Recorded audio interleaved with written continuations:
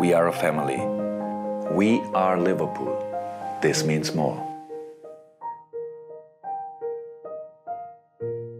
지난 여름 이적 시장 우리 모두를 깜짝 놀라게 했던 천억 바이아웃 지불. 평상시 다른 리그도 유심히 지켜보던 분들의 경우 소보슬라이의 퀄리티에 대해 의심이 그리 크진 않았겠지만 리버풀과 그리 오랫동안 링크가 나오며 데려온 선수는 아니기 때문에 여러 의문점이 존재하긴 했습니다. 하지만 현재는 의심이 아닌 확신에 찬 경기력과 함께 리버풀의 반등을 이끌고 있는 최고의 선수 중 하나입니다. 향후 알리스터가 본 포지션으로 돌아가게 된다면 완전한 미드필더 구성이 될 텐데 그 순간에서부터 어느 정도의 경기력을 보여줄지 굉장히 큰 기대감을 가지고 있습니다. 그래서 오늘은 소보슬라이가 리버풀로 이적하게 되면서 어느 정도로 다양한 포지션을 소화하고 있는지 이를 바탕으로 경기력은 어떠한지 가볍게 살펴보는 시간을 가져보겠습니다. 멀티성. 소보슬라이가 영입되는 당시 곧바로 제작한 영상에서 자세히 다뤘지만 이미 그의 커리어에서부터 클롭, 리버풀 스타일과 잘 맞을 수밖에 없었습니다. 현대 축구의 특성들을 모두 갖고 있는 제시 마치, 로제 감독 아래에서 전방에서의 압박 개념, 왼쪽 오른쪽 위치 가리지 않는 멀티 포지션 소화, 공격 수비 밸런스, 강인한 체력, 이 네 가지를 완전히 숙지하며 정석적인 현대판 미드필더의 표본으로 성장하게 되었습니다. 특히 시즌 초반 그에게 돋보이는 요소는 멀티 포지션 소화, 그리고 강인한 체력. 리그 1라운드에서부터 8라운드까지 각 경기마다 부여받은 역할 그리고 변화 과정을 살펴봅시다. 1라운드 첼시전, 스타팅에서부터 후반 76분까지 살라가 교체되기 전까지는 오른쪽 8번 박스투박스 유형으로 아놀드 살라를 연결해주는 역할을 맡았습니다. 하지만 도크 엘리엇이 들어오고 살라 디아스가 벤치로 물러나며 소보슬라이는 왼쪽 윙 포워드 포지션으로 이동했습니다. 낯선 포지션처럼 느껴질 수 있겠지만 잘츠부르크 시절에서부터 라이프치히에서도 왼쪽 윙 포워드 10번 포지션에서 많은 출전을 했던 터라 크게 문제는 없었습니다. 선수 구성으로 본다면 소보슬라이, 누네스, 도크, 존스, 알리스터, 엘리엇 이렇게 전방을 꾸린 것이죠. 첼시전 최종 기록은 찬스 메이킹 3회, 키패스 3회, 리커버리 8회, 패스 성공 시도 28회, 35회, 패스 시도 대비 찬스 메이킹, 리커버리 수치가 높은 것만 봐도 알 수 있듯이 적은 기회 속에서 앞뒤로 정말 많이 뛰어가며 효율의 끝판왕을 보여주었습니다. 2라운드 본머스전, 역시나 스타팅은 큰 변화 없습니다. 우측 8번 박스투박스 유형으로 아놀드 살라의 포지셔닝에 따라 측면 중앙을 오가는 움직임. 그러다 알리스터가 퇴장을 당하게 되면서 4-4-1로 변한 엔도가 알리스터를 대체하기 위해 6번 자리에 들어가며 엔도, 소보슬라이, 컨트롤 타워 역할을 맡으며 때에 따라 측면 아놀드와 스위칭을 하며 측면 중앙 가리지 않고 왕성한 활동량을 선보였습니다. 경기 마지막까지 엔도와 함께 포백을 보호하기 위해 중앙에 위치했고 별다른 수비 미스 없이 종료. 이날 경기 기록을 보면 패스 성공률 93%, 롱킥 성공 4회, 시도 5회, 찬스 메이킹 1회, 슈팅 성공 1회, 시도 3회, 페널티킥 메이드 1회, 경합 성공 5회, 시도 8회, 리커버리 5회. 이날도 6-8번의 진수를 보여주며 영양가 있는 기록만 가득한 소보슬라이. 3라운드 뉴캐슬전, 스타팅은 그대로 우측 8번. 하지만 반다이크가 퇴장을 당하며 다시 리버풀은 4-4-1의 형태를 가지게 됩니다. 후방은 알리스터와 엔도가 있기에 3위 포지셔닝을 유지할 수 있어 기존의 역할과 크게 다르지는 않았지만 디아스가 빠지며 고메스가 투입되다 보니 살라가 중앙으로, 각포가 왼쪽, 소보슬라이가 우측에서 공격 작업에 더 힘써야만 했습니다. 아놀드와 상황에 따라 스위칭하며 중앙 측면을 오갔죠. 하지만 후반 57분 각포 엔도가 빠지게 되면서 조타 엘리엇 투입. 수비 포메이션은 역시나 4-4-1이었지만 소보슬라이는 측면이 아닌 알리스터와 함께 중앙, 포백보와 함께 공격 작업을 해야 하는 막중한 역할을 맡게 됩니다. 역습 시 3선에서 볼은반, 2선에서 전방 연결, 수비 상황에서는 페널티 박스까지 내려오며 수비 가담. 위치 또한 후반부에는 알리스터와 바꾸어 왼쪽. 그런데 여기서 나온 클롭의 승부수, 환사 누네스 투입, 마팁 알리스터 아웃, 소보슬라이와 엘리엇을 투미드 조합으로 가져가고 살라, 누네스, 조타 3명의 포워드를 구성하게 됩니다. 한마디로 소보슬라이에게 6번 포백 보호를 맡기게 된 것이죠. 결과는 2대1 대역전승. 이날 소보슬라이의 6번 소화가 얼마나 중요했냐 하면 엔도, 알리스터가 스타팅으로 나왔지만 모두 교체된 상황 속에서 벤치에 6번 소화할 수 있는 선수가 바세티치밖에 없었습니다. 만일 소보슬라이가 6번을 소화할 수 없는 선수였다 하면 이와 같은 결과를 만들어낼 수조차 없었겠죠. 엄청난 체력을 바탕으로 수비 공격 밸런스를 갖춘 선수이기에 가능한 것이다. 이날 기록도 어마어마합니다. 패스 성공률 84%, 터치 62회, 경합 성공 8회, 리커버리 5회, 태클 3회 성공, 찬스 메이킹 1회, 완전한 8-6번의 모습을 보이며 팀의 승리를 이끌었죠. 4라운드 아스톤빌라전, 스타팅은 역시나 우측 8번 박스투박스, 후반 64분 누네스, 존스, 디아스가 나가고 각포, 엘리엇, 조타가 투입되자 엘리엇이 우측에서 뛰게 되면 왼쪽에서 8번 역할을 수행하게 됩니다. 후반 70분 아놀드가 부상으로 교체되어 콴사가 들어가는 순간 소보슬라이는 다시 우측으로 변동. 고메스의 포지셔닝에 따라 변화되긴 했으나 알리스터와 투미드 구성 다시 6, 8번 역할을 수행하게 되었습니다. 이날 경기에서는 무려 3번의 변화가 있었죠. 스타팅은 우측에서 아놀드 앞에 위치, 중간에는 왼쪽으로 이동, 후반부에는 다시 우측으로 이동하며 고메스 앞에 위치. 경기 스탯도 다채롭습니다. 패스 성공률 92%, 터치 71회, 리커버리 6회, 파이널 서드 패스 5회 성공, 키패스 2회, 득점 1회. 역시나 완벽한 8번의 모습을 보인 소보슬라이. 정확히 4라운드까지의 기록을 종합하면 리버풀 미드필더 중 가장 많은 리커버리 26회 성공, 리버풀 선수들 중 가장 많은 페널티 박스 볼음반 6회 성공, 리버풀 선수 중 가장 많은 슈팅 메이킹 18회, 리버풀 선수들 중 가장 많은 드리블 성공 7회, 수비 공격에서 완벽한 모습을 보이는 동시에 4경기 동안 45.74km 활동량, 리버풀 선수 중 최다이며 평균 11.4km가 넘는 엄청난 체력을 선보였습니다. 5라운드 울버햄튼전, 스타팅은 우측 8번 포지션. 하지만 아놀드의 부상으로 인해 고메스가 인버티드 풀백을 소화하는 가운데 알리스터 고메스의 투볼란치 구성이 안정적이지 않자 경기 중간부터는 소보슬라이가 계속해서 내려와서 다시 6번 포지션을 소화했어야만 했습니다. 일반적으로 아놀드가 우측에서 좌우 스위칭 패스를 통해 컨트롤 타워 역할을 했지만 고메스가 중앙에서 패스 루트를 제대로 읽지 못하자 소보슬라이가 내려오게 되었죠. 후반전이 되자 지친 기색에 역력했던 알리스터는 존스와 교체되고 소보슬라이는 존스와 함께 투미드를 구성하게 됩니다. 이번에도 6번 컨트롤 타워이면서 포백볼을 맞게 되죠. 굉장히 공격적인 투미드 구성을 꺼내게 되면서 후반에만 무려 3골을 몰아넣으며 3대1 대역전승을 만들어냈습니다. 이날 기록 역시 미친 수준이죠. 패스 성공 81회, 시도 97회, 터치 115회, 슈팅 2회, 리커버리 6회, 파이널 서드 패스 20회, 롱볼 성공 11회. 그냥 6번의 끝판왕. 나중에 수비형 미드필더가 모조리 부상당하면 원볼란치 소보슬라이를 보게 되는 건 아닌가 싶은 생각이 들 정도로 높은 수준을 보여주었습니다. 6번, 8번, 10번 윙 포워드까지 가능한 선수. 6라운드 웨스트햄전, 스타팅은 그대로 우측 8번, 커티스 존스 알리스터의 위치에 따라 6번으로 움직여주기도 하고 존스가 아예 우측으로 빠져나갔을 때에는 왼쪽으로 이동해 알리스터와 중앙을 구성했습니다. 무한 스위칭을 하며 포지셔닝에 따라 역할이 구분되는 것을 알 수 있죠. 이는 알리스터, 존스, 소보슬라이 세 선수 모두 10번, 8번, 6번 이해도가 있어 유기적으로 변화를 줄 수 있다는 것을 의미합니다. 단순히 보면 미드필더 간의 좌우 스위칭이 별게 아닌 것처럼 보일 수 있겠지만 생각보다 쉬운 게 아닙니다. 왼발 오른발 비율이 크게 다르지 않아야만 하죠. 커리어 내내 좌우로 오갔던 존스, 소보슬라이라서 가능한 것이지 단적인 예로 핸더슨, 케이타, 체인벌린만 하더라도 좌우에 따라 경기력에 큰 기복이 있었습니다. 후반전에는 다시 우측으로 복귀하며 3대1 역전승을 완성시켰죠. 이날 기록도 보시면 패스 성공 81회, 시도 87회, 패스 성공률 93%, 터치 102회, 슈팅 3회, 롱볼 성공 5회, 시도 7회. 이날도 그냥 소보슬라이 했다. 7라운드 토트넘전, 스타팅은 오른쪽 8번, 커티스 존스가 퇴장당한 순간에서부터 또다시 알리스터, 소보슬라이 투미드 구성. 포메이션은 4-4-1, 양측면에는 디아스와 각포. 다시 포백보와 함께 공격 상황 속 보름반, 메이킹. 해야 할 게 한둘이 아닙니다. 그러다가 조타마저 퇴장당하자 8명의 선수로 두 줄 수비를 세웠습니다. 1대1 상황에서 어떻게든 승점 1점이라도 챙겨볼 생각이었던 클롭은 디아스, 고메스, 살라를 빼고 코나테, 엔도, 아놀드를 넣었죠. 5-3 수비 대형. 공격적인 옵션은 소보슬라이가 유일한 전술로 아놀드의 킥에 따라 한두 번의 기회를 만들어보려는 생각이었죠. 결과는 안타깝게 패배했으나 소보슬라이는 우측 8번 옵션으로 시작하여 다시 6번 수행, 그리고 공격 옵션으로까지 다재다능한 모습을 보여주었습니다. 경기 기록도 함께 보시면 다른 부분 다 필요 없이 리커버리 13회, 2명이 퇴장당한 상황에서 미친듯이 뛰어다니며 엄청난 수비적인 공헌도를 보여주었습니다. 리그 8라운드 브라이튼전, 스타팅으로 나선 경기 중 유일하게 다른 역할을 부여받은 경기입니다. 일반적으로 4-3-3 구성으로 분류되지만 브라이튼 원정에서는 누네스, 살라, 투톱의 디아스, 엘리엇이 측면 커버하게 되는 4-4-2 구성을 꺼내들었습니다. 소보슬라이는 공격형 미드필더로 중앙에 위치하게 되었고 전처럼 측면을 압박하는 게 아닌 중앙에서 1차적인 후방 빌드업을 방해하기 위해 활발한 움직임을 보였습니다. 아놀드가 스타팅으로 복귀하며 알리스터와 투볼란치 구성, 소보슬라이는 전처럼 내려와 6번 포지셔닝을 가져가기보다는 8번, 10번 성향에 훨씬 가까운 모습을 보이게 됩니다. 완전한 10번에 가까웠습니다. 살라도 때에 따라 엘리엇과 스위칭하며 측면 윙포워드 포지셔닝을 엘리엇에게, 오히려 중앙으로 살라가 내려와서 소보슬라이와 보름반 공격 작업에 힘쓰는 모습이죠. 이는 상대의 맨마킹에도 혼선을 야기할 수 있고 변칙적으로 로버트슨의 중앙 공략도 가능하게끔 다양한 시도를 했던 전반전이었습니다. 얼마나 스위칭이 많았냐면 이 순간에는 엘리엇이 중앙으로 좁혀오고 누네스가 측면, 살라와 소보슬라이가 중앙으로, 의도적으로 소보슬라이와 살라가 중앙으로 좁혀 들어가는 동시에 누네스에게 측면 공간을 열어주는 모습입니다. 이렇게 위로 무게중심이 쏠리게 되면서 디아스에게는 와이드한 공간이 열리고 한 번의 크로스만 이어져 이어졌다면 디아스에게 절호의 기회가 찾아왔을 수도 있었습니다. 후반전에는 곧바로 변화를 주었습니다. 전반전 많은 생략을 했지만 경기력 측면에서는 굉장히 끔찍했던 터라 엘리엇을 빼고 그라벤베르를 넣으며 소보슬라이는 다시 우측으로 이동, 기존의 위치로 복귀하게 됩니다. 이후의 결과는 썩 좋지 않아서 추후 브라이튼 경기 분석 영상에서 다시 언급해보겠습니다. 이처럼 소보슬라이는 리그 8경기밖에 소화하지 않았음에도 오른쪽, 왼쪽, 중앙, 8번, 6번, 10번 윙 포워드, 경기장 모든 공간에서 활발한 모습을 보였습니다. 이는 지금까지 출전했던 리그 전경기 히트맵으로만 봐도 알 수 있죠. 안 찍혀있는 곳이 없습니다. 사실 라이프치히, 잘츠부르크 시절에는 보다 공격적인 10번 윙 포워드 성향을 많이 보여주었지만 리버풀에는 보다 공격적인 선수들이 여럿 있는 만큼 현재 10번으로 활용되기보다는 8번 박스투박스로 활용되고 있습니다. 개인적으로 이 선수가 오기 전에 분석했던 영상에서도 완전한 업그레이드 핸더슨 8번 성향으로 뛸 것으로 예상했었는데 이처럼 잘할 줄은 몰랐습니다. 왼발 오른발 가리지 않는 킥력부터 시작해서 활동량, 플레이메이킹, 수비 연신도 모든 부분에서 완벽에 가까운 모습을 보이고 있는 소보슬라이라 볼 수 있죠. 어떻게 보면 현재 리버풀은 소보슬라이의 멀티성이 상승세를 이끌고 있다 봐도 무방합니다. 앞으로도 이 선수의 다양한 능력을 계속해서 지켜보시죠. 나중엔 원볼란치, 제로톱까지 소화하는 게 아닌가 싶을 정도입니다. 다음 영상에서 더 재밌는 내용으로 찾아뵙겠습니다. 그럼 안녕!